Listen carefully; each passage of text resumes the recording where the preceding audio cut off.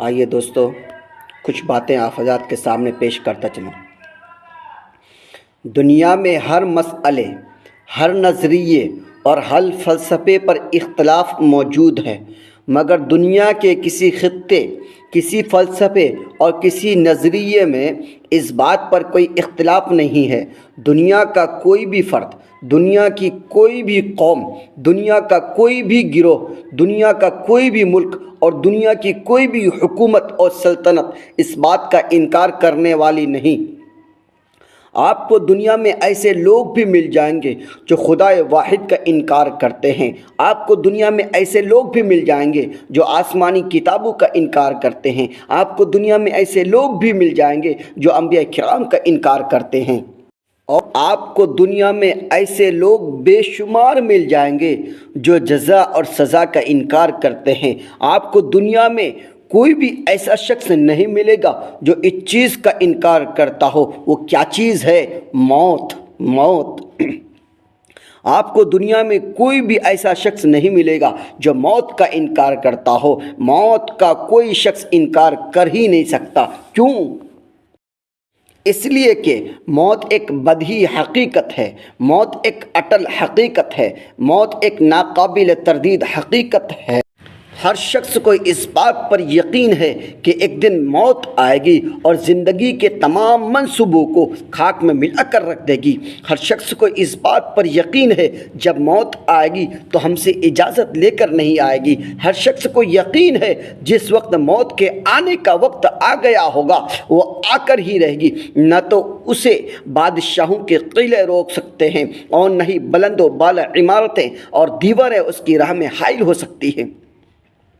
نہ بادشاہ کی حکومتیں اس کو روک سکتی ہے، نہ بادشاہ کے وزیر اس کو روک سکتے ہیں، نہ تو اسے بادشاہ کے قلعے روک سکتے ہیں۔ ہر شخص کو اس بات پر یقین ہے موت نہ تو فرعون جیسے متکبر شخص کو چھوڑتی ہے اور نہ ہی موسیٰ جیسے کلیم اللہ کو چھوڑتی ہے۔ ہر شخص کو یقین ہے موت نہ تو نمرود جیسے مردود کو بخشتی ہے اور نہ ہی ابراہیم جیسے خلیل اللہ کو بخشتی ہے۔ ہر شخص کو یقین ہے موت کی نظر میں افلاطون، ارسطو اور لقمان جیسے بڑے بڑے حکیم اور ابو لہب اور ابو جہل نادان کو موت آ سکتی ہے۔ ہر شخص کو یقین ہے موت سے نہ تو ابوبکر و عمر محفوظ رہے اور نہ ہی کائنات کے سردار جناب محمد الرسول اللہ صلی اللہ علیہ وسلم محفوظ رہ سکے۔ ہر شخص کو یقین ہے نبی ہے تو موت آئے گی، ولی ہے تو موت آئے گی، قطب ہے تو موت آئے گی، ابدال ہے تو موت آئے گی، عالم ہے تو موت آئے گی، جاہل ہے تو موت آئے گی، فقیر ہے تو موت آئے گی، امیر ہے تو موت آئے گی، غریب ہے تو موت آئے گی۔ ہر شخص کو یقین ہے تو موت آئے گی ہی۔ پاگل ہے تو موت آئے گی، اور اچھا آدمی ہے اس کو بھی موت آئے گی۔ ہر شخص کو یقین ہے قوت و طاقتور ہے تو موت آئے گی، ضعیف و توانا ہے تو موت آئے گی۔ ہر شخص کو یقین ہے مرد ہے تو موت آئے گی، عورت ہے تو موت آئے گی، بڑے ہو تو موت آئے گی، بچے ہو تو بھی موت آئے گی، بوڑھا ہو تو بھی موت آئے گی، بوڑھی ہو تو بھی موت آئے گی۔ موت تو آ کر ہی رہے گی۔ میرے بھائیوں، ہر شخص کو اس بات پر یقین ہے محلوں میں زندگی گزارنے والا ہے اسے بھی موت آئے گی، اور گھاس پھوس کی جھوپڑی میں زندگی گزارنے والا ہو اس کو بھی موت آئے گی۔ دنیا کا کوئی بھی شخص اور دنیا کا کوئی بھی جاندار موت سے بچنے والا نہیں ہے۔ مسند ابو یعلا کی ایک حدیث میں آتا ہے جب سب لوگ مر جائیں گے تو ملک الموت اللہ رب العزت کے بارگاہ میں حاضر ہو کر عرض کرے گا، پروردگار عالم، زمین و آسمان کے تمام لوگ مر گئے سوائے ان لوگوں کے جن کو آپ نے نہیں چاہا۔ تو اللہ رب العزت جاننے کے باوجود پوچھے گا، بتاؤ اب کون باقی رہ گیا ہے؟ ملک الموت کہے گا، بس آپ باقی رہ گئے ہیں جن کو کبھی موت نہیں آئے گی، اور آپ کا عرش اٹھانے والے فرشتے باقی رہ گئے ہیں، اور جبرائیل اور میکائیل رہ گئے ہیں، اور ایک میں۔ پھر اللہ رب العزت فرمائے گا جبرائیل اور میکائیل بھی مر جائے تو عرش بولے گا، پروردگار جبرائیل اور میکائیل بھی مر جائیں گے؟ تو اللہ پاک فرمائے گا تم خاموش رہو، آج میں نے یہ طے کر لیا ہے میرے عرش کے نیچے جو بھی ہو سب مر جائیں۔ تو جبریل اور میکائیل بھی مر جائیں گے۔ اس کے بعد پھر دوبارہ ملک الموت اللہ رب العزت کے پاس آئے گا اور عرض کرے گا اے اللہ جبریل اور میکائیل بھی مر گئے۔ اس کے بعد پھر ملک الموت تیسرے مرتبہ بارگاہ کے پاس آئے گا اور کہے گا آقا آپ کا عرش اٹھانے والے فرشتے باقی رہ گئے ہیں۔ اللہ رب العزت کہے گا جاؤ وہ بھی فرشتے مر جائے، اب کون بچا؟ تو ملک الموت کہے گا اب صرف آپ رہ گئے ہیں جن کو کبھی موت نہیں آئے گی اور ایک میں۔ تو اللہ رب العزت کہے گا جاؤ ملک الموت تم بھی ایک میری مخلوق میں سے ایک مخلوق ہو، تم بھی مر جاؤ۔ اللہ اکبر۔ جس کام کے لیے میں نے تم کو پیدا کیا تھا تم نے اس کام کو پورا کر دیا، اب تم بھی مر جاؤ۔ تو ملک الموت بھی مر جائیں گے۔ میرے بھائیوں اب صرف اللہ رب العزت بچیں گے، اس کے علاوہ کچھ بھی نہیں رہے گا۔ اللہ رب العزت جیسے ازل میں تھے ویسے ابد میں رہیں گے، اللہ کے سوا کوئی باقی نہیں رہے گا۔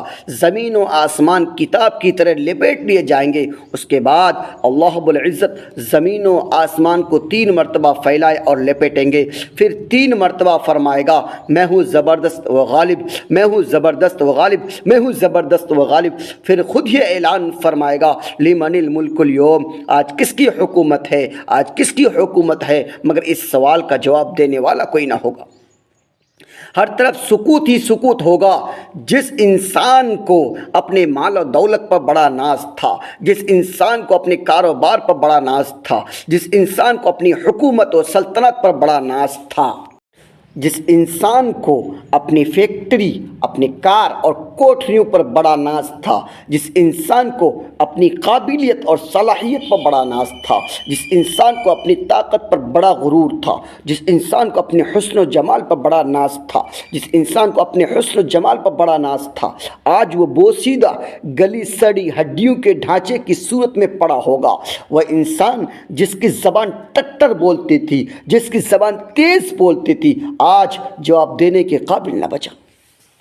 وہ انسان جو بڑی بڑی بول بولتا تھا، جو ہر چیز میں اپنا حق جتلاتا تھا، جو میری میری کہتے نہیں تھکتا تھا، وہ انسان جس کا یہ خیال تھا کہ اس کی حکومت، اس کی سلطنت اور اس کا یہ اختیار لافانی ہے، ختم ہونے والی ہے، قیامت تک اس پر حیت طاری ہوگی، اعلان کے جواب میں کچھ نہ کر سکے گا۔ فضائے عالم میں یہ اعلان بار بار گونجے گا، او زمین پر خدا بن کر بیٹھنے والوں، اور فرعون اور نمرود کے نقش قدم پر چلنے والوں، اور کمزوروں پر ظلم و ستم ڈھانے والوں، یتیموں اور مسکینوں اور بیواؤں کا مال حرب کرنے والوں، اور خدا کی زمین پر خدا بن کر بیٹھنے والوں، اور خدا کی زمین خدا کے بندوں پر تنگ کرنے والوں، اور رب السماوات والارض سے بغاوت کرنے والوں، آج بولتے کیوں نہیں؟ خاموش کیوں ہو؟ جواب کیوں نہیں دیتے؟ لمن الملک اليوم، بولو آج کس کی حکومت ہے؟ تمہاری یا ہماری؟ خدا کی یا بندوں کی؟ خالق کی یا مخلوق کی؟ رازق کی یا مرزوق کی؟ مالک کی یا مملوک کی؟ یہ اعلان 3 مرتبہ ہوگا۔ زمین و آسمان تھرا رہے ہوں گے مگر اس اعلان کا کوئی جواب دینے والا نہ ہوگا۔ پھر اللہ رب العزت خود ہی اعلان فرمائے گا للہ واحد القہار، اس اکیلے اللہ کی حکومت ہے جو زبردست اور غالب ہے، حقیقی بادشاہ ہے تو وہی ہے، حقیقی مالک ہے تو وہی ہے، حقیقی رازق ہے تو وہی ہے، لا خالق الا ہو، لا رازق الا ہو، لا معبود الا ہو، لا مسجود الا ہو، لا مقصود الا ہو، لا مطلوب اللہ ہو۔ پلیز آپ حضرات سے ریکویسٹ ہے، آپ حضرات ہمارے بیان کو ضرور سنیں، ویڈیو کو ضرور دیکھیں، اور بندہ کے چینل کو ضرور سبسکرائب کریں، لائک کریں اور شیئر کریں اور کمنٹ کریں۔ اگر کچھ زبان سے ناپسندیدہ باتیں اگر نکل گئی ہو تو کمنٹ کے ذریعے سے آپ ضرور اصلاح فرمائیے گا، اور بندہ کو اپنی دعاؤں میں یاد رکھیے، اور بندہ کی حوصلہ افزائی کیجیے تاکہ میں آپ حضرات تک اچھے سیرت کی باتیں بیان کر سکوں۔ اور بندہ کی اسی چینل میں شعر و شاعری بھی بولے جاتے ہیں۔ شعر و شاعری کی سننے کے لیے آپ حضرات کمنٹ کر سکتے ہیں اور بندہ کو اپنی دعاؤں میں نوازیے گا۔ فقط والسلام۔